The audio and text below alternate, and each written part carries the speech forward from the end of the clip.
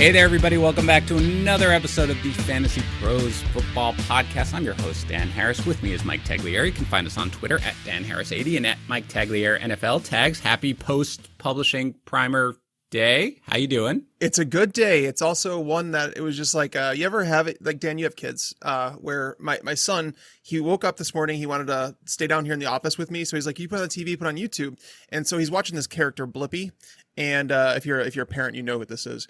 And he left to go to the sitter's house, and I had Blippi on in the background, and I was kind of like singing along, and I forgot to turn it off when he left. So it was kind of like one of those moments where you're singing along to kids' cartoons or whatever. And yeah, it's a weird morning. That's weird. Well, I've been up for a long time because when the World Series is on, my son wakes up, he gets his little iPad mini out, he goes and he checks the box score, and then he comes up and he legitimately gives me a play-by-play of the entire 9 innings of a World Series game. So I've been up since like 6, and from 6 to 8, I just got a play-by-play of every single at-bat in the World Series. So nice. I don't know about you, I'm ready to talk some football. And to do that, we've got a great guest. It's Derek Carty from Roto-Grinders. You can find him on Twitter at his name, Derek Carty. Derek, thanks for coming on.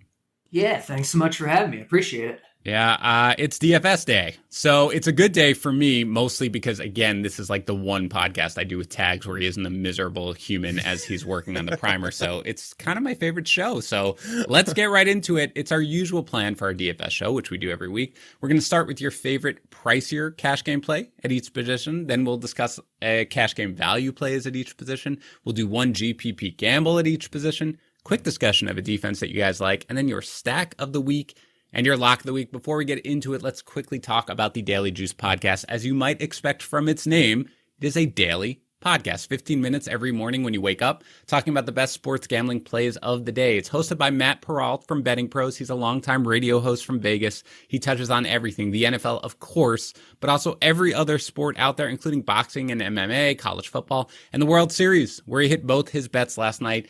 You can get it anywhere you listen to podcasts or at bettingpros.com/dailyjuice. Again, that is the Daily Juice podcast. All right, guys, let's start with the pricey options. Derek, let's go with you here first. Who's your favorite pricier cash game play of the day at the running back position? I think you can definitely make a case for Kamara, but with Michael Thomas back, obviously it's going to eat into his target share. I think I'd rather go down a little bit. I think Kareem Hunt is going to wind up being super chalky, and I don't think he's as safe a play as some people are treating him as, but I do think he's probably going to be the high end of what I'm going to spend on in cash games this week. You know, he's probably going to get most of the work on the ground, should be involved in the pass game. The price is reasonable. And running back these days is just like not a position I'm ever excited about. Like there's just not usually that high end guy to really love. And so I think Hunt's probably the highest I'll go. So let me ask you something. If Michael Thomas is out here, because we do have now that he's apparently dealing with a hamstring injury, he left practice yesterday. If he is out, does that make you more willing to spend up on Kamara here? Yeah, absolutely. If Thomas is out, I think you have to expect Kamara with like at least like a 25% target share, kind of like he's been getting with Thomas out. And then, you know, even though he's close to 8K on DraftKings, I think he's worth it, you know, with that kind of usage. Yeah, Kamara is the most expensive running back on DraftKings, you know, other than Christian McCaffrey, who's out. He's actually $100 cheaper or $200 cheaper on FanDuel, so he's an even more enticing play there at $9,300. How about you, Tags? Are you spending up for Kamara this week, and does it matter if Michael Thomas plays? Yeah, it does matter a little bit. Obviously, the target share is a bit safer, but I think Kamara is a safe play at 7,900 regardless. With the opportunity that he's been getting, he probably should be priced up around 9K, to be honest with you, with Michael Thomas out of the lineup. Even with Michael Thomas, Carolina has been better against the pass than like a lot of fantasy players realize. They've actually allowed the fewest yards per attempt on the year through 6 weeks. So it's not like the sample size is getting bigger and bigger. Teams are using kind of like a West Coast offense against them, where they're just moving the ball quickly to the running backs. In terms of weighted opportunity, running backs, I think, rank second against them. So they've allowed 39 running back touchdowns over the last 22 games. I don't think there's a reason to avoid Kamara at all, especially at 7,900. There are two other options. Kareem Hunt was one of those guys that I definitely like him. The last time they played against Cincinnati, Kareem Hunt and Nick Chubb just basically crushed that matchup. You know, obviously there's no Chubb this week. I have no issue going down to Kareem Hunt if you want to save some money. And the other one is Aaron Jones at 7,200. I understand that he's shared the workload a little bit, but again, I mentioned it last week with Derrick Henry that you basically against Houston, that team just is wide open against the run. Aaron Jones is similar to Alvin Kamara in the fact that he's just hyper efficient, and he doesn't even need 25 touches to create massive value. And in that matchup against Houston, if he gets 20 opportunities, which he's been getting on a pretty regular basis, I expect him to crush his 7,200 price tag. So there's really 3 running backs in that higher end that I really like. It's just a matter of how you're going to create your roster around them. Yeah, I agree on Jones for sure. He's 8,500 on FanDuel. He's $1,000 cheaper than Zeke, so certainly he's a guy who I'd prefer there. It's a bounce back spot, as you mentioned. The Texans have allowed 4 different running backs to top 100 yards rushing. It's interesting on the pricing on Hunt, and this is sort of something that occasionally sticks out when you look at DraftKings versus FanDuel. Hunt is the 5th most expensive running back on DraftKings if you take out McCaffrey, and I believe he's the 9th or 10th most expensive on FanDuel, where he's only 7,100. So he's more of almost a value game play for me there on FanDuel. But I agree. How do you feel, Derek, about Jones this week? Because he was also the other guy that I was looking at. He's $400 more expensive than Hunt on DraftKings. Yeah, I think he's fine. I don't think I'm going to be spending that extra salary. I think I'd rather spend on Hunt or go down to a guy like Mike Davis or Chris Carson, save an extra few hundred there. I think people are going to be off Davis this week because the target share was missing last week. The offense was just kind of a mess.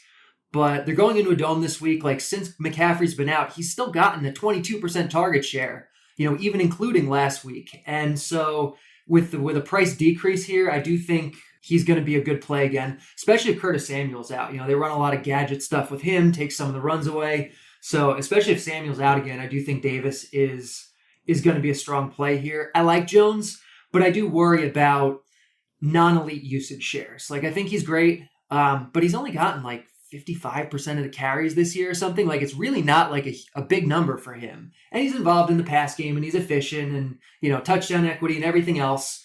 I just don't think he's going to be a priority for me. Yeah, it's interesting with Davis, and Tags, I want to get your thoughts on him from a DFS perspective this week too, because I like Davis, this week. I know generally speaking, you think of New Orleans, you don't think of a good matchup for running backs, but Davis is priced pretty aggressively on FanDuel. So I when I'm thinking about my lineups, he's not somebody who I'm looking to get in there. But how do you feel about him generally from a DFS perspective this week, Tags? I mean, Davis is his price per opportunity per touch is fantastic. The Saints are a team that is crazy good against the run. They have been for quite some time now, so it's not really a thing.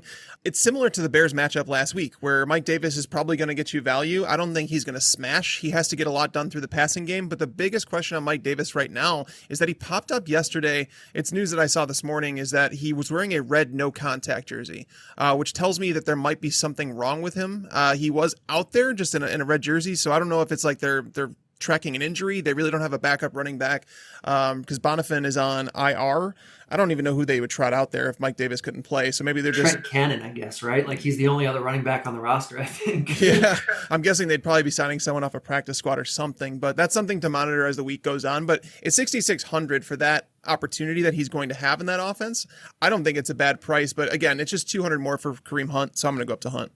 All right, guys, that's great. Let's now go to wide receiver. Derek, let's start with you here. Who's your favorite? We're looking at the pricier options. Who's your favorite wide receiver that's more of a pricier cash game play?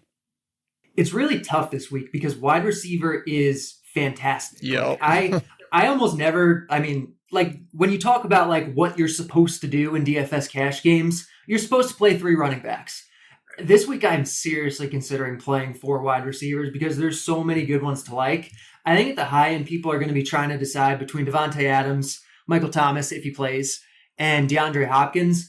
Adams is the guy that I'm looking at the most. He's going into a dome, which is something that I and my projection system, the Blitz, puts a lot of value on because historically, offenses are a lot more efficient. Passing offenses are a lot more efficient in a dome with no wind. And Adams just gets so much value. I think we can pretty safely put him on the highest target share on the slate. It's a good matchup. It's the dome. It's, he's under 8K. He's actually 300 cheaper than Hopkins. And given some of these question marks with Thomas, I think the extra 300 is well spent on Adams this week as your top guy. Yeah, Hopkins 8,200 on DraftKings, Adams 7,900. So there is a little bit of a difference there. Tags, how about you? Who's your top guy? Yeah, it's really difficult. I'm with Derek on this one. There's so many good wide receiver plays, and it's almost like there's so many good value wide receiver plays. It's like, do I have to go up to these expensive options? But at the same time, it's really difficult not to like Davante Adams against Houston. They do allow the fourth most fantasy points per target to wide receivers. They've allowed a league high 73.2% completion rate to wide receivers. So when you talk about Davante Adams, a guy that over the last 2.5 years now has averaged 11 targets per game, that's just stupid. So basically, if he gets 11 targets, he might walk away with 8 or 9 receptions based on what, the Texans are allowing right now. So it's difficult to fade him much at all. DeAndre Hopkins, that game could turn into a shootout. Seattle's cornerback issues are real, and Quentin Dunbar, their best cornerback, is not practicing right now. So if he's out for this game, Hopkins is a fantastic play. Michael Thomas was a great play because Carolina has struggled with alpha wide receivers, guys that see, 9, 10 targets per game. So there's a lot of good options up there. I mean, you have to like Calvin Ridley and Julio Jones as well, but this is a really difficult one. But again, the guy that we can say that is guaranteed double-digit targets is Davante Adams, and if you're playing in a cash lineup, that's what you need. Yeah, I can't disagree with anything that either one of you guys said. I mean, on FanDuel, Hopkins is 9,000 and Davante Adams is 8,900. You can go with either one of those options, but I agree. Adams is the guy. I think this is just going to be a monster game for the entire Green Bay offense. I just think that they're going to be pissed off after getting embarrassed like that. And I think it's going to be huge for both Jones and Adams. And I agree, the targets are going to be there. So we're all in agreement. There are values here, but yeah, man, those guys at the top are really great. Let's go to quarterback here then, Derek. Let's start with your favorite pricier cash game play at the position. Who is it for quarterback?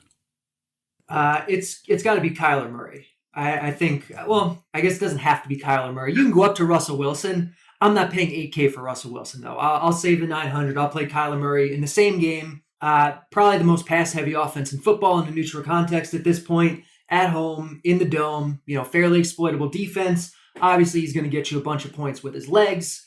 I think Murray is the guy if you're going all the way up to spend up on. Yeah, Murray, the fourth highest priced quarterback on DraftKings at $7,100. But as Derek said, $900 cheaper than Wilson. How about you, Tags? Is that where you're going? Yeah, Kyler's the play here.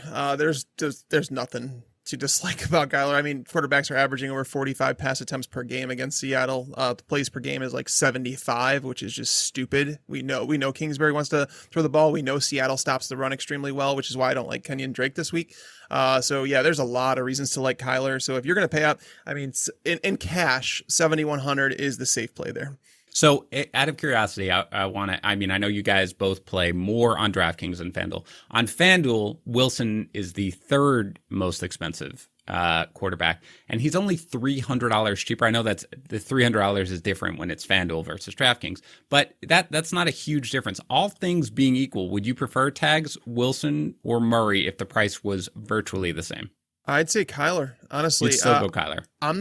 I'm not huge on Wilson this week. I actually have him ranked, I think, as my fifth quarterback in redraft leagues. He played the same defense last year, a defense that was actually playing worse than they are this year. And Wilson threw for 240 and 1 touchdown, 169 and 1 touchdown the other game.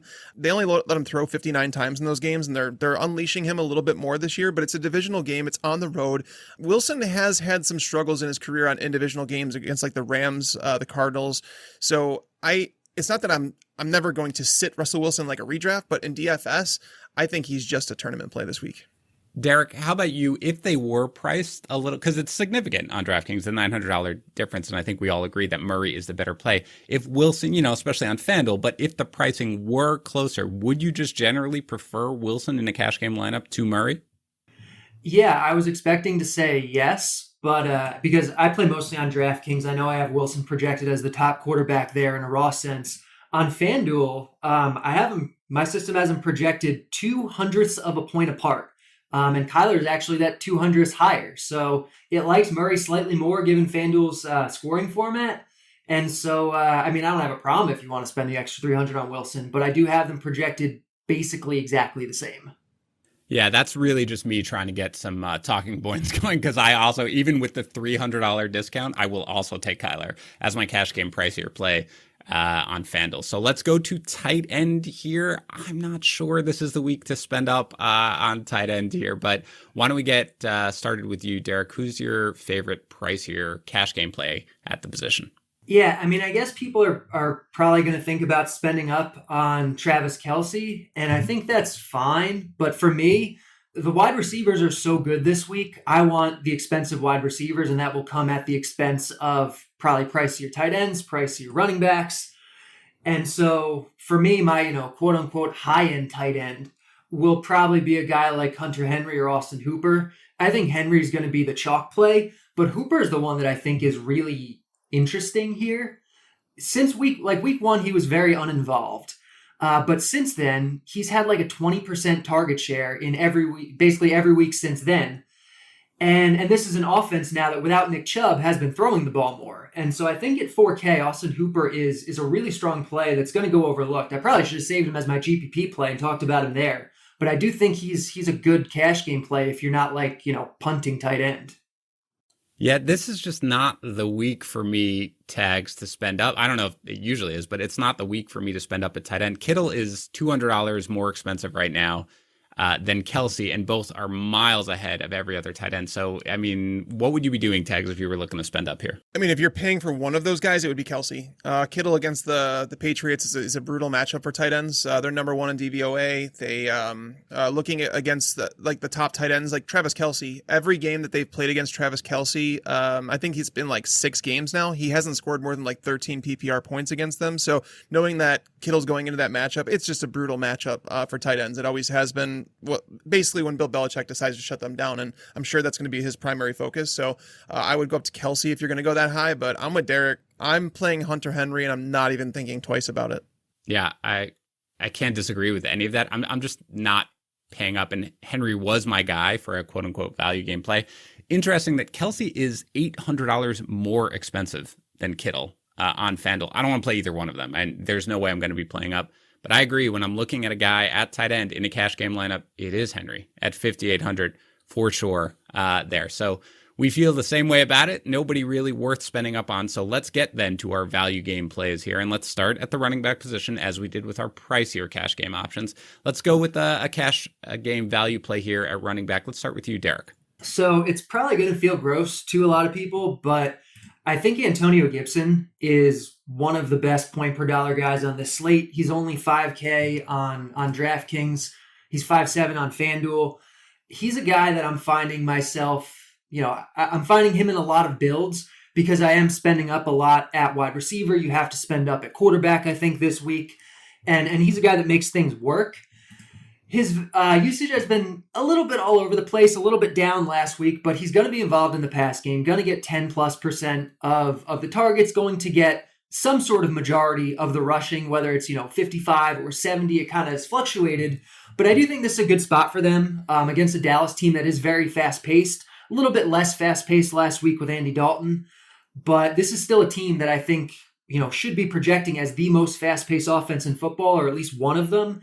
And so Washington has to project here to run, just in terms of raw volume of plays, one of, if not the most of the entire week. And I think that's going to help, a guy like Antonio Gibson, especially with a potentially shaky, usage share on the ground. Just having those raw plays to kind of bolster his numbers, I think is going to be good. And I think the value is there. And I think he makes stuff work on a week where I really don't think it's a great week for running backs. Like, there's nobody that I'm finding myself having to prioritize. And so just saving on a guy like that, to be able to spend up on more surefire things at other positions, I think makes sense. How do you feel about Gibson this week, Tags? I like Gibson. I am a little worried. It brings me back to the Eagles team, like in the previous years, where it's like we kept on trying to guess which running backs were going to get the opportunity, and it just seems like they're not going with that. Antonio Gibson has not topped 31 snaps since week 2, so it's been very limited. I do think that there's going to be more plays. The Cowboys are a team that's been allowing a whole lot.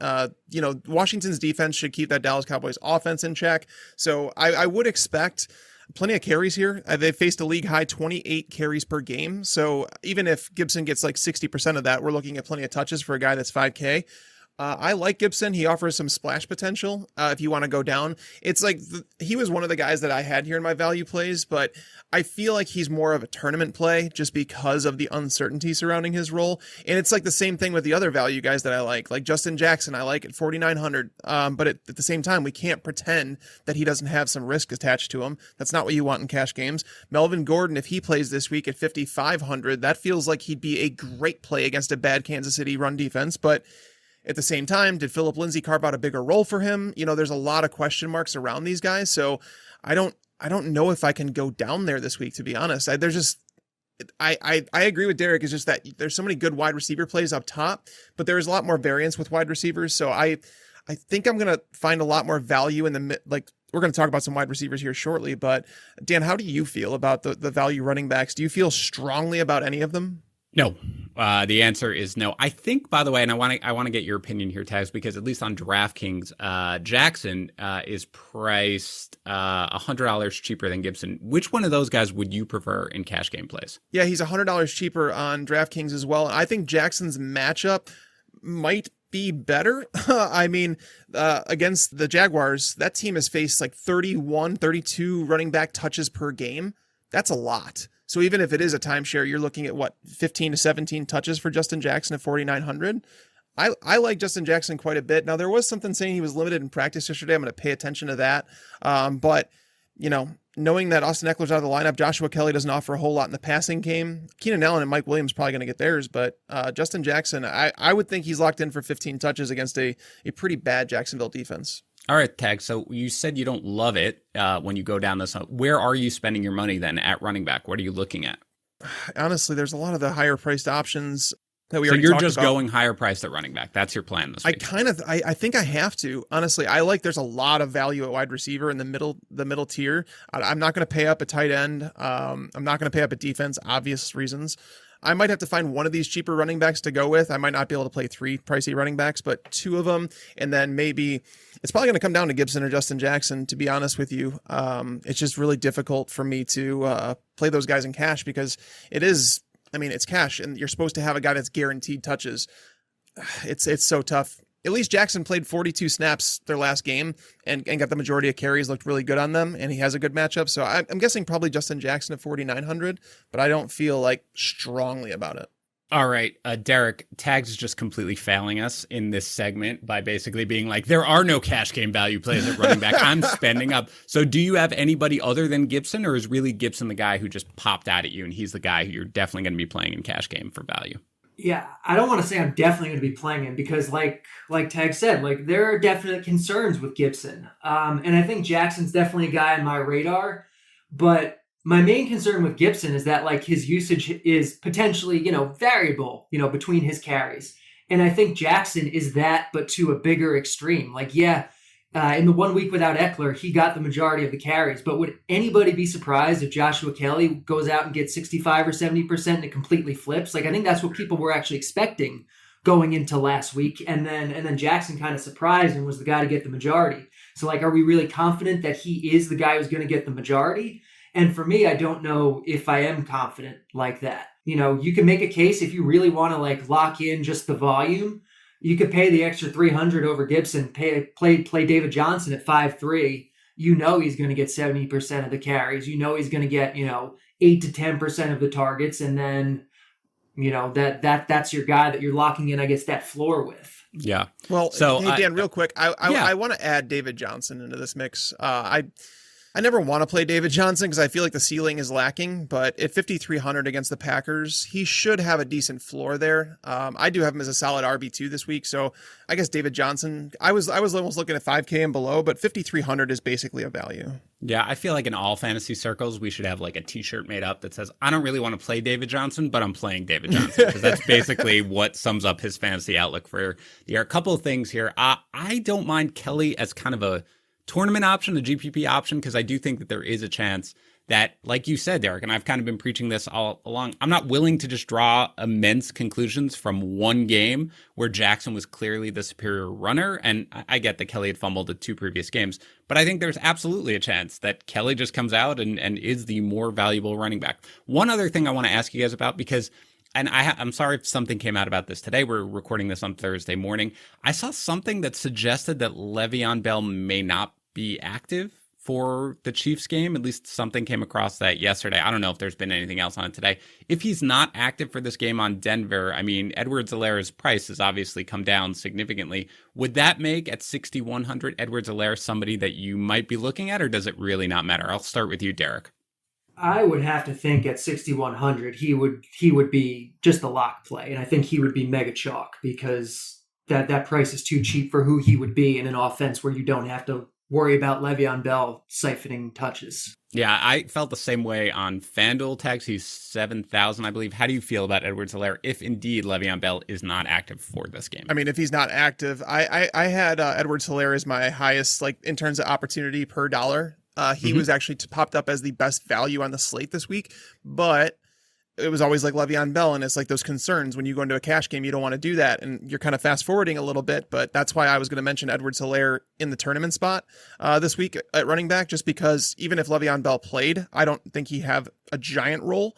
It is a tough matchup against Denver, but you can throw the ball against them. Clyde Edwards-Helaire has been plenty involved in the passing game, so yeah, I like Edwards-Helaire as a tournament play. I don't think I could play him in cash, but even if Bell is out.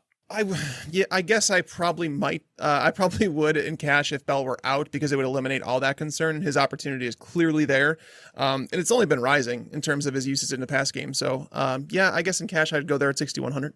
Yeah, that's what I'm looking at. So people who are looking to set their lineups, I would monitor that. Again, I expected Bell to be active this week, and I still am, but I did see a report yesterday that either he wasn't a lock or something like that suggested that we might want to take a look at the situation, and if not, I am more than willing to pay him in cash given where we are there.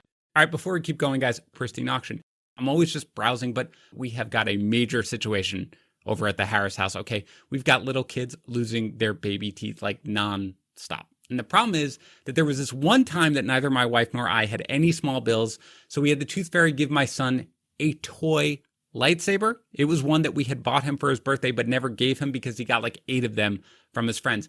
I got 50 cents a tooth growing up from the Tooth Fairy. My son is getting lightsabers. And now my kids think that Flossie, which is what we named the Tooth Fairy, is supposed to bring presents every single time. We are in full on teeth losing mode right now. We are running out of presents. So I thought last night, let me look at Pristine Auction. Maybe there's a good deal. You know, there are thousands of auctions every day. It's free to browse. It's free to bid. What's the downside? Of course, as always, there were ridiculous prices. A signed Tyreek Hill Chiefs jersey, $65.09, which I know because I was the one who bought it for my children, because they have him on their first ever fantasy team, because my son is a front runner and likes the Chiefs, and my daughter's favorite animal is a cheetah, and that's Hill's nickname. So it was like the one player they agreed to draft. So now I really have to hope that they both lose a tooth on the same day so that Flossie, the magical Tooth Fairy, can fly in with a signed Tyreek Hill jersey, because my kids are spoiled and because you can get ridiculous prices over at Pristine Auction.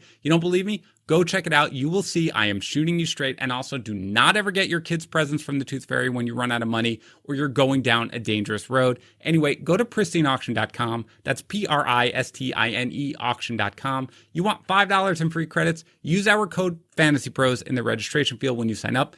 They'll know we sent you. Again, that's pristineauction.com. Use our code FantasyPros. Let's go now to wide receiver, which Tags is desperate to talk about because he sees a lot of value in the cash game plays. But let's start with you, Derek. Who are you looking at as a value play at wide receiver position for cash games?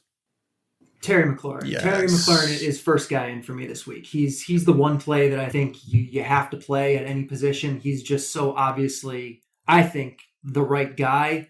First, he's good. Like, he is so good. He's one of the absolute best wide receivers in all of football. And I think people discount him because he plays with crappy quarterbacks. But they're playing against Dallas. We talked about it with Gibson. They should be running, basically the most plays of any team this week, at least in a, if you ran it out 1,000,000 times, they would be running probably the most plays of any team on the slate. This Dallas defense is very exploitable. His target share is massive, and he's so good. And so at 5,800, like, he's just a stone lock. First of all, if you are interested in learning more about why and how Terry McLaurin is good, you can go to Derek Carty's Twitter feed at Derek Carty, because he's got a whole thread that just basically is about how Terry McLaurin is good and the millions of reasons why, which I loved. And he is certainly a wonderful cash game value play. He was one of the first on my list. How about you, Tags? I assume McLaurin's on your list as well? Oh yeah. He's a lock. He is. He's someone that you play. So Kyle Allen was a guy last year. We saw Pepper, DJ Moore with targets. We also saw Curtis Samuel get targeted quite a bit. It's clear that Washington is okay with him throwing the ball 40 times. McLaurin saw 12 targets last week. Going forward to this matchup, look, DeAndre Hopkins didn't smash last week because Kyler Murray was terrible in terms of a passer. That one pass to Christian Kirk kind of made his fantasy day. The rest kind of came on the ground with him. He wasn't passing the ball very well. So that's why Hopkins struggled. But this Washington team, they don't run the ball consistently. Again, Gibson, we like him as a cash play because he's a value, but he's not a guy that's going to run for 120 yards because he got 20 carries. That's just not how that team operates. They don't have the offensive line to do that.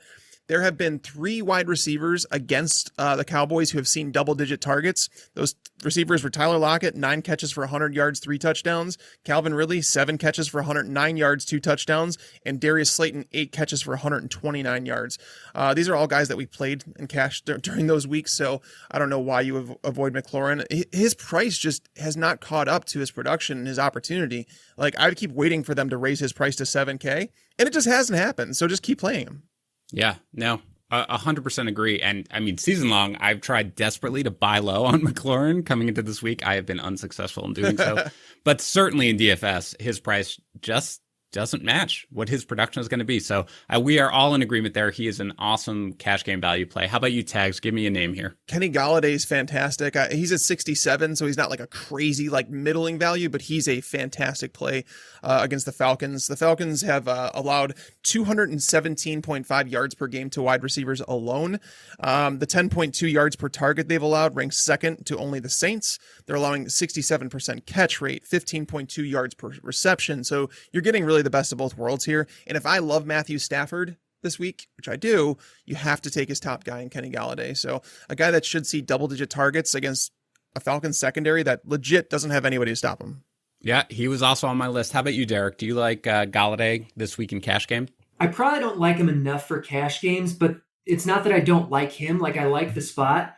The problem is that there are 4 awesome games this week that have elite wide receivers in domes. So, I like Golladay, but we also have, we have Seattle in Arizona against the second fastest pace offense in football. So, Tyler Lockett for 100 less, I think is probably a better play than Golladay because this is an offense that, 1, wants to pass more to begin with, 2, will run more raw plays because they are facing an offense that, or rather an opposing offense that is so fast paced. Also facing a weak opposing defense, playing with the better quarterback, obviously, in Russell Wilson. So as much as I like Golladay, at that price point, I do think I would prefer Lockett. I like Lockett in tournaments a lot. I think that he's a fantastic play. I think he has a better matchup than DK Metcalf this week. Yeah, for sure. All right, Derek, anybody else here other than McLaurin who you're looking at and Lockett as a great cash game value play? I mean, I love both of the Carolina guys, like Robby Anderson and DJ Moore. I think are both too cheap, both high target share guys, both guys that can, catch a deep ball, can catch a touchdown, can run the intermediate routes. I love both of these guys. And then Diontae Johnson at 4.2. He feels kind of gross because now there's 4 wide receivers in the mix there. And I didn't think I was going to wind up liking him this week, but my system kind of does. And so depending on, how value at other positions shake out, he might just wind up being a necessary guy to play because he just kind of makes stuff work. But in an ideal world, I'm jamming in, I'm playing Adams, I'm playing McLaurin, I'm playing Lockett, and I'm playing one of these Carolina guys, or I'm playing, Kenny Golladay, or there's so many of these guys this week to love that I don't want to waste a spot on Diontae Johnson, but it might wind up being necessary. Yeah, Diontae Johnson's interesting because he was also a guy who I was going to ask you guys about. Tags, what do you think about that? I had so here I'll give you the other so I had Diontae Johnson down there as a value play. Keenan Allen at 6,200 makes a lot of sense. Christian Kirk at 4,900, Tyler Boyd at 5,400, and then Diontae Johnson at 42. So it's there is a lot of value at wide receiver. It's going to take, this is where it's like one of those things that the struggles of recording early in the week is that we haven't had a chance to kind of dive through all of that because we've narrowed down the player pool. We're going to dive into those players a little bit more to see who we want to play. But Keenan Allen's seen a massive target share with Justin Herbert under center. The Jacksonville Jaguars are nothing to worry about. Christian Kirk has looked pretty good as of late. He's actually delivered a solid floor. And then now you're talking about a matchup against Seattle. He's matched up against Shaquille Griffin, who has been awful in coverage. 4,900. Tyler Boyd, the number one receiver there in Cincinnati. I know that he's not coming off great games, but Marlon Humphrey was a tough matchup. His price is suppressed because of that, and that's why you take advantage of it. And Diontae Johnson, I literally was trying to figure out how this is going to work, but Diontae Johnson led this team in target share before he got hurt. It was like a 31% target share, which is just massive. Like that's league leading potential right there. Juju Smith-Schuster is like the forgotten man, but he's still playing the slot. Nobody else is really playing the slot. So therefore it's like Chase Claypool and James Washington were battling for snaps at the beginning of the year. I think that continues. I think Claypool has earned that role and that James Washington is basically going to be playing the fourth wide receiver. So if Diontae Johnson walks back into a role that's going to get 7-8 targets in this matchup against Tennessee, at 4,200, he's kind of a no-brainer. And as Derek said, you're going to need guys like this in your lineup to fit some of those big wide receivers or big name running backs that we want to play.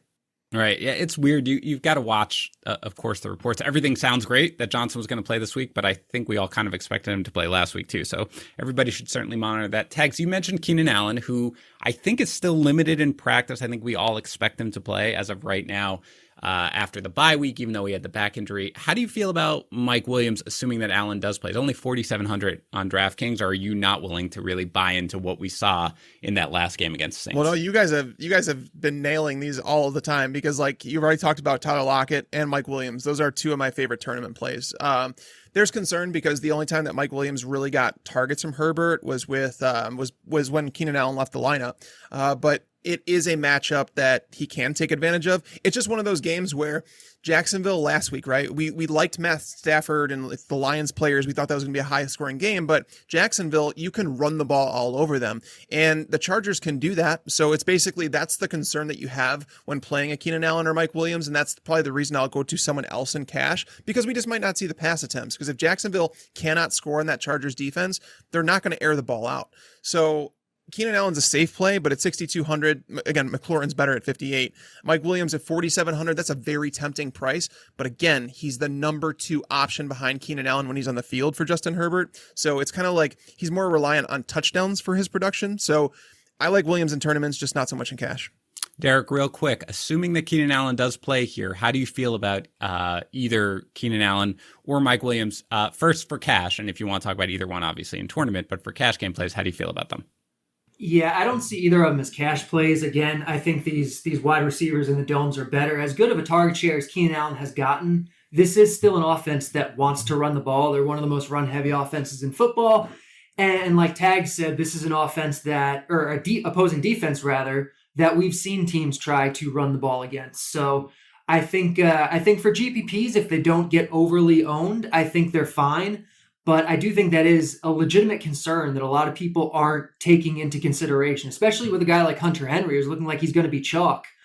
If he only winds up with, a 17 or an 18% target share and they're just running the ball all game and he doesn't get into the end zone, like he's certainly not a sure thing.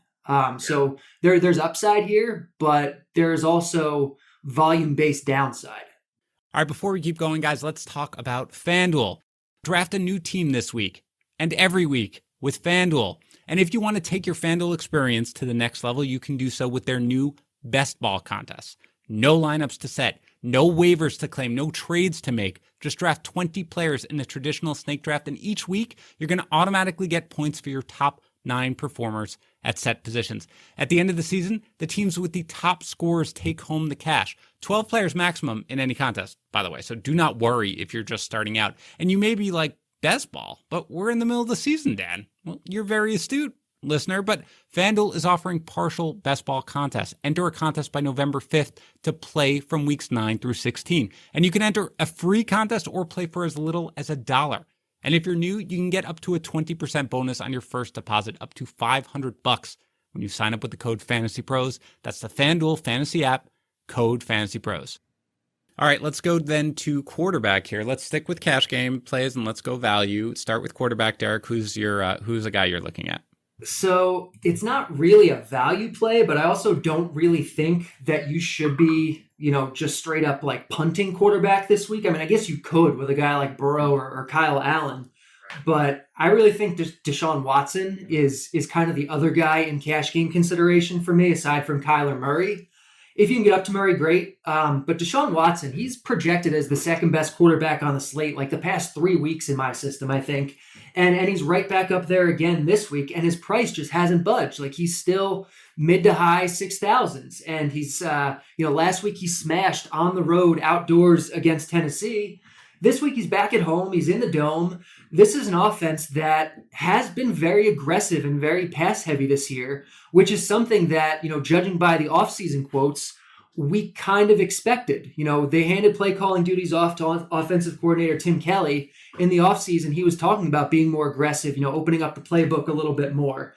And we saw that the first 3 weeks of the season. And then week 4, Bill O'Brien, stuck his nose into it and was like, okay, I'm going to start calling my own plays now. And they were super run heavy that game. And then they fired him. And then the last 2 weeks since then, they've been back to being super pass heavy. And so I really think this is a team that, by all indications, wants to pass the ball now. Watson is a great, great quarterback, can score points with his legs as well. I think he's, a really strong option. He projects for me as the top point per dollar guy on the slate. He's not like cheap. He's not like a true like value play in the sense of it. But just in terms of pure point per dollar, he's right up there with Murray. Yeah, I really like the way you framed it because he was also in that kind of gray area for me where he's not crazy cheaper than a guy like Murray. And so, but I'd prefer Murray as the priciest cash game play. And he's not really he is a value, but he's one of the most expensive quarterbacks on the slate. So he fell into that gray area. But Watson is definitely a guy who I'm looking at as well this week, at least 335 yards. Passing in each of the past 2 games since they got rid of O'Brien tags. What about you? Who are you looking at as your value game play in cash games? If you're really looking to save money, it's really difficult at the quarterback position. We've talked about it on the show before, but if you've missed those, it's that, it's taking 20 fantasy points for a quarterback to get inside the top 10. And that you need that. You can't basically shoot for this guy's going to get me 2.5x. This guy's going to get me 3x. You can't really shoot for that too much anymore because it's just quarterbacks are scoring so much that it's difficult to cash if you don't hit there. So, I'm getting up to Kyler, but if you want to save some money, I like Stafford at 6,500, but they priced him up too much. It's just too close to Kyler for me to avoid that. I like Stafford a lot, but if you want to go down cheaper and hey, just give me someone in the under 6K, I would say probably Joe Burrow at 5,500. He's a guy that scored at least 17.5 fantasy points on DraftKings in 5 of 6 games, if I'm not mistaken. So he's a solid play there at 5,500, especially if Joe Mixon isn't 100% or isn't playing, because Giovanni Bernard is not a guy that's going to average more than 3 yards per carry. So they're going to have to rely on that passing game that against the last time they played against Cleveland, he had to throw the ball, I think it was 61 times. So yeah, I think Burrow is a fine play. If you're really, really, really looking to save money, Burrow at 5,500. Yeah, I like Burrow as well. And Derek mentioned him. Browns defense is not great, 4th in passing yards allowed, and Burrow leads the NFL in pass attempts. So he certainly is somebody there. And, Derek mentioned Kyle Allen. If you're really, really desperate to try to save some money, I don't hate it there against Dallas. But let's go to tight ends now. Look, we talked about it when we were talking about the pricier options. We're not going up. We're not spending up. And each one of us was like, Hunter Henry is the guy. So is that it? Is Hunter Henry the guys, or anybody else, Derek, who you're looking at as a value game play in cash games? Yeah, I like Henry. I'm certainly not considering him a lock. Like I said, I am considering saving the 500 and going down to Austin Hooper. I think it would be nice. It's still kind of early in the week when we're recording this, but like a guy like Robert Tonyan is on the injury report. If Tonyan misses, and I'm going to butcher his name, DeGuaria or whatever his name is, he's on the IR, they're going to go from a team with 4 tight ends to 2. And so 2.5K for Mercedes Lewis or for Jace Sternberg would certainly open a lot of things up. If Noah Fant is out, one of those tight ends, Albert O maybe, at 2.5K could be interesting. Jordan Akins at 3.2 right now, I think is interesting if he plays. But tight end is really pretty gross this week. And so you're definitely gambling if you're going with one of these cheaper guys. but playing a 2.5K tight end kind of makes a lot of things work in kind of what I've been playing around with. Like, it lets me get basically everything else I want. So I am kind of hoping that Tanyan is out and maybe taking a shot on one of those guys. Yeah. What do you think, Tags? I mean, we talked about it a lot. Is it just Henry? And that's well, it. It is Henry for me. But if you had Jonnu Smith miss this game, Anthony Ferkser at 3K makes a whole lot of sense as a cash game option. But yeah, I mean, it's Henry at 4,500. I actually had Hooper down as a name. If you need to save that $500, sure, you can go down to Hooper. I am a little worried about just the quarterback situation there has been so unstable. I mean, it's just difficult to rely on Baker in a cash game lineup. But Hooper's target share, as you mentioned, it's ever since week 1, it's been at least 17% in every game, and it's been at least 21%, I think, in the last 3 games. So I do like Hooper at 4K, but again, if I can get to 4,500 for Henry, I'm doing that. All right, let's go to GPPs here. Who is your favorite GPP? We can call it a gamble, or you can just say your play. Who's your favorite GPP play at running back, Derek? It's going to depend on him playing. We kind of already said Joe Mixon might miss, but if Joe Mixon plays and we're confident that he's fully healthy, I think he's really interesting. The last couple of weeks, he has come in super low owned. I think he's going to come in super low owned again this week. You'll probably see him at like 4% in GPPs or something like that. He's 6.3K for a guy who gets a lot of the work. Like he's gotten the highest, outside of last week when he left early, he's gotten the highest share of his team's carries of any running back in all of football. That includes Ezekiel Elliott. That includes Derrick Henry. That includes everybody. He's like a 92% carry share guy who the last 3 weeks, they have finally said, okay, we need to get him involved in the pass game again. And coming into last week, the 2 weeks before last week, he had I think an 18% and a 27% target share, something like that in those 2 games. And so at what is a fairly reasonable price with high usage shares and very low ownership, I have no problem taking a shot on Joe Mixon in GPPs. And Derek, Tags and I were talking offline before this. We have not seen anything as of right now, and it's about 11:30 a.m. Eastern time on Thursday, about Mixon's injury. I was told we were going to get an update. We haven't gotten an update. He missed practice on Wednesday. Have you heard anything about it? Have we missed anything? Or right now we're just in the dark, and it's just hopefully he's good to go and he plays? Yeah, I'm still in the dark right now. I have no idea whether he's going to play, what his situation is. If he doesn't play, I think Gio Bernard becomes a really, really good play probably. I actually haven't looked at his salary, but I would have to imagine that he becomes a very strong option. Especially we're talking about Antonio Gibson and, Jackson and David Johnson and guys like that. So a cheap Giovanni Bernard here, I would not have any hesitation playing probably. Yeah, Bernard is 4,500 on DraftKings and only 4,800 on FanDuel. So that would be a lock, I think. Yeah, absolutely. All right, Tags, go ahead with your GPP gamble here. Yeah, I mean, this is where you take some unstable roles or some guys that you're more worried about touchdowns with to hit. Todd Gurley rings a bell at 6K against Detroit, a team that's allowed multiple rushing touchdowns to running backs in 2 of their last 4 games. He's obviously getting a lot of opportunity. He had his highest weighted opportunity last week in that game without Dan Quinn as the coach. Again, it shouldn't have changed anything with the offense with Dirk Cutter, but he's clearly has a big role. Clyde Edwards-Helaire is someone we've already talked about. He popped up. Joe Mixon was actually the number 2 guy on that list in terms of opportunity per dollar. So I am definitely on board with that Mixon take if he does play, but he missed practice as a whole yesterday. He returned to that game, and if they haven't said anything, it makes me feel like they're just basically taking it easy on him, knowing that he hurt his foot, which is not an ankle, which the foot injury worries me a little bit because foot injuries, those things can linger and be bad. That's why he's only a tournament play. And then Melvin Gordon, a guy he's their goal line back. He's been receiving a lot of work in the passing game, and Phillip Lindsay last week didn't receive a single target. So clearly they don't want him as the passing down back. So Melvin Gordon against that Kansas City defense makes sense in tournaments as well.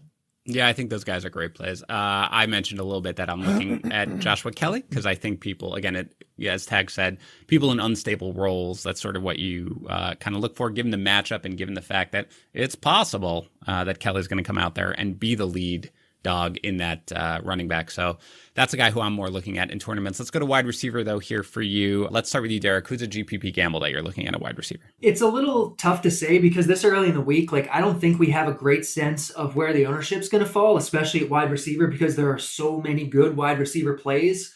So really, I want to be heavy on whichever of those 4 dome games that the field is going to be lighter on, those are the wide receivers that I want to be heavier on. So like right now, it's looking like this Saints game could be the one that gets overlooked. I'm looking at Roto Grinders ownership projections, and they're still very preliminary because it's so early in the week. But like Michael Thomas is only projected at 10%. Anderson and Moore are both projected under 10. And so I think all three of those guys, if they're going to be that low owned in a game that could turn into a shootout, and with how good they are and what their usage shares are, I think they're all awesome. If Kenny Golladay is going to be popular, I think Marvin Jones or even Danny Amendola. Danny Amendola is 3.3K. Marvin Jones is 4.4K. I know Golladay is the sexier guy, but Atlanta's defense is bad. Any wide receiver can take advantage of them. And they do kind of tend to try to force those shorter routes, which are what Marvin and Amendola are running more of than Golladay is. And so at their prices, they are exceptionally cheap. Like, it's those types of guys that I'm looking at, but it is going to depend, obviously, on what the field is doing. How about you, Tags? Who are you looking at in GPPs? I mean, we talked about a few of those wide receivers already, but I think Stefon Diggs might be someone that's overlooked this week. And it's not due to his play, obviously, because he's been just fantastic, but it has to do with his price and where it's at, because a lot of people want to get up to Hopkins or Adams or even Michael Thomas, some of those guys, right? And Diggs is there at 7K, so a lot of people might be looking for high end or value, where passing up Diggs at 7K. But if you look at, I mean, the perimeter cornerback situation for the Jets, Dan, I know. It's potentially the worst in football. Yeah. I mean, Tim Patrick topped 110 yards against them a couple weeks ago. So. Don't speak ill of Tim Patrick, okay? He can top 110 yards against anybody. But Diggs makes sense in tournaments. So if you actually stack Diggs and Josh Allen, they're both expensive as hell. Josh Allen's coming off 2 pretty poor games, and he's expensive, so he's not going to be played a whole lot. But against that Jets team, like, the Bills are not running the ball. They can't run the ball. And the Jets are a better run defense than I think people understand. So Diggs and Josh Allen make sense in a tournament. Yeah. What do you think about John Brown, Tex? Do you expect him to be? I don't think he's 100%. I think there's something wrong with him. He missed practice yesterday. He tried playing through it. I think he's trying to play through an injury and it's just not working. And that's why I like Diggs so much more. I actually would debate Diggs in cash, honestly, if there wasn't so many good wide receiver plays, but at 7K in tournaments, he's a guy that could win you a week. Like, this could easily be a 12 target game for Stefon Diggs where he catches 8 balls for 150 yards and 2 touchdowns. It can be. Yeah. No, I could see that. All right, let's go to quarterback here. Derek, let's start with you. Who's your GPP gamble? Again, it's really, quarterback, I think in GPP is dictated more by what stack you're running, which is dictated more by the pricing and the ownership on the receiving pieces. So, if I am thinking I want to roll out a Carolina stack, well, if I want to play DJ Moore and Robby Anderson because they're too cheap, I'm going to play Teddy Bridgewater with them. If I think Brandon Cooks is too cheap, I'm going to run Deshaun Watson. If I think, Michael Thomas is too low owned, I'm going to run Drew Brees with him. So that's kind of the way I would approach quarterback in GPPs. How about you, Tex? I mean, Stafford, someone I like a lot. He's expensive. He is. I hate that they priced him up to 6,500, but he's definitely someone that I like in tournaments quite a bit. All right, let's go to tight end then. Let's start with you, Derek. Who are you looking at in GPPs at tight end? Do we have to keep talking about tight end? Yes, we do, actually. It's a whole tight end show nonstop. So I kind of mentioned him as a value play, but I like Jordan Akins. Like, I think a stack of Watson, Cooks, Akins in GPP makes a lot of sense. Obviously, you can play Fuller too, but the price is going to be higher. But I think the value on Akins is definitely there to play him as part of a stack. And Greg Olsen, I think, is really appealing. I think there's going to be a lot of attention on Lockett and Metcalf for good reason. But I think that's going to lead to fewer people actually looking at Greg Olsen, who, he's been getting like 15% of the targets this year at 3.6K in this dome against this Arizona defense that's really not good. People aren't like jamming in tight ends against Arizona the way they were last year. But this is still a favorable matchup for the whole team. And so I really like the price on Olsen in a game that should be very fast-paced, where Seattle should be throwing a lot. I just think I haven't heard anyone talk about him yet this week. How about you, Tags? GPP? TJ Hawkinson. He's up to 5K, and it sucks because his targets have been so inconsistent and lacking a ceiling. But he's a guy that's been hyper efficient, and the Falcons are just terrible against tight ends. All right, guys, usually we close up here with DST and then our stack of the week and lock of the week. But if it's okay with you, I'd just like to spend the last couple minutes just talking more about tight ends. Is that okay with you, Derek? Can we do that? No? Okay, fine. Let's go to DST. Derek, what DST are you looking for here? For me, DST is really just like whoever fits And so I'm probably going to wind up playing a cheap one this week, especially because there's so much to like. There's so much to want to spend up for a wide receiver. You have to spend up at quarterback. So I'm definitely looking under 3K. I think the Browns against Joe Burrow is totally fine at 2.8K. I think Washington at 2.5K against Dallas is totally fine. Like, I think Andy Dalton is a lot better than he performed last week, but this is still an offense that is going to run a lot of plays. And for a defense, that's really the most important thing. A lot of people really focus on the opposing team totals, and Dallas's is actually very low this week. I think too low, but this is a team that's going to run a lot of plays. And when you're running a lot of plays, especially passing plays, there's chances for interceptions. There's chances for sacks. So even if you give up some points, you still have a floor there just based on raw volume. And so I have no problem playing Washington for 2.5. Yeah, Washington's actually the defense that I was looking at. They're kind of, they kind of walk that line between being cheap enough that you can fit them into your lineup and have enough upside given the problems, especially that Dallas has at offensive line. How about you, Tags? I know you always go cheap, so who are you looking at? It is Washington. Yes. Yeah. Yes. Okay. Good. We're all in agreement. So let's finish up here then with our stack of the week and lock of the week. Let's start with our stack. Go ahead, Derek. Yeah, I kind of, talked about it with my GPP value plays, but I think a Lion stack, with Marvin, with Amendola, you can throw Golladay or Hawkinson in there. You can mix it up, but I think they're great. If this, I'm really surprised to see ownership rates on this New Orleans game so low, because if they're as low as this, that just seems like the obvious game to stack if all these plays are going to be sub 10%. Like Michael Thomas, you can throw Kamara in there, Robby Anderson, DJ Moore. It's just the volume is so concentrated at the top for these teams, and the shootout potential is there.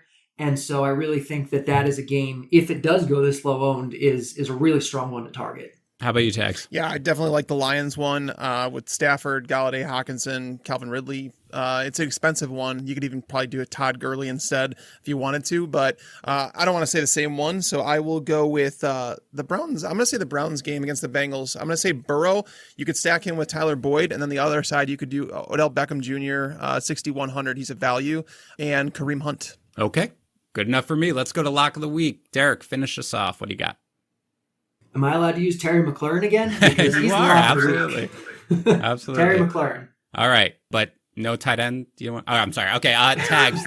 Tags. Let's go to you. Who's your lock of the week? Terry McLaurin was also mine. 5,800. Fine. He's everybody. He's a smash play. You lock him in.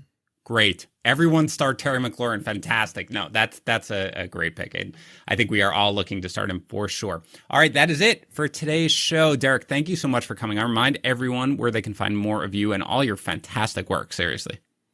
Yeah, thanks so much for having me. I appreciate it. You can find me on Twitter at Derek Carty. You can find my projection system, The Blitz, over at Roto Grinders. I do a show. I do a podcast every week. The projections, I think are really, really good. So if you have any questions, feel free to hit me up. And yeah, thanks so much for having me on, guys. Also, I know this is a football show, but I will say, as somebody who also is a fantasy baseball analyst, that Derek does the bat projections, which are awesome. And he's fantastic for fantasy baseball as well. So if you have interest in that, make sure to go ahead and follow him.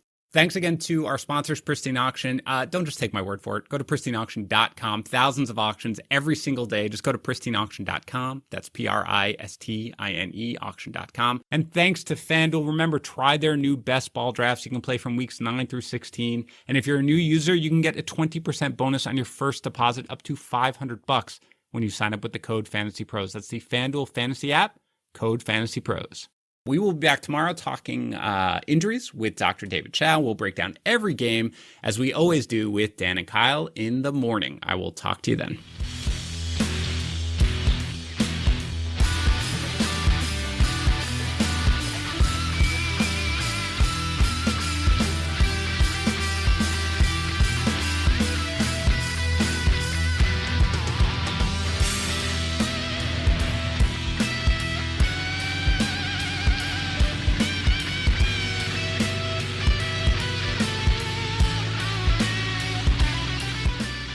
Thanks for tuning in to the Fantasy Pros YouTube channel. While you're here, don't forget to check out the featured videos. While you're at it, go over to Instagram, Twitter, and Facebook at Fantasy Pros to get news and updates throughout your season to help you dominate the competition.